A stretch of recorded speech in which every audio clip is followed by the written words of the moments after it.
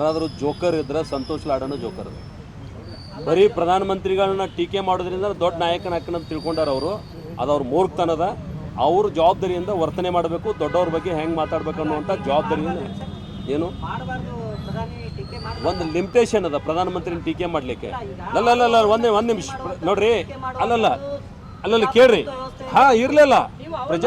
ಪ್ರಜಾಪ್ರಭುತ್ವ ವ್ಯವಸ್ಥೆಯೊಳಗೆ ಎಲ್ಲರನ್ನೂ ಟೀಕೆ ಮಾಡೋಕ್ಕೆ ಅವಕಾಶ ಅದ. ಆದರೆ ಸಂಬಂಧ ಇಲ್ಲದಂಥ ವಿಷಯಗಳನ್ನು ಎತ್ತಿ ಪ್ರಧಾನಿಯನ್ನು ನೇರವಾಗಿ ಒಂದು ಅಗದಿ ಚೀಪಾಗಿ ಮಾತಾಡುವಂಥದ್ದು ಏನದಲ್ಲ, ಅದು ಶೋಭೆ ತರುವಂಥದ್ದಲ್ಲಿ ಯಾರಿಗೂ ಯಾವುದೇ ಒಬ್ಬ ರಾಷ್ಟ್ರೀಯ ನಾಯಕನಿಗೆ ಯಾವ ಭಾಷೆಯೊಳಗೆ ಮಾತಾಡಬೇಕು ಅನ್ನೋದು ಅವ್ರಿಗೆ ಗಮನ ಇಟ್ಕೊಂಡು ಮಾತಾಡಬೇಕಾಗ್ತದೆ. ಒಬ್ಬ ರಾಜ್ಯದ ಮುಖ್ಯಮಂತ್ರಿ ಅವರು.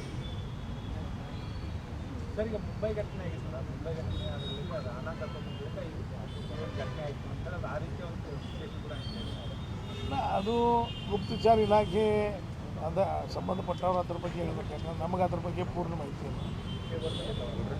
ಅದು ಆ ರಾಣ ಬಂದ ನಂತರ ಆಗಿದ್ದು.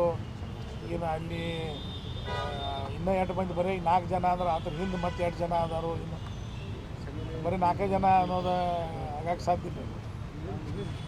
ಒಂದು ಟೀಮಾಗಿ ಕೂಡಿ ಮಾಡಿದ್ದು ಹೌದು ಅಂತ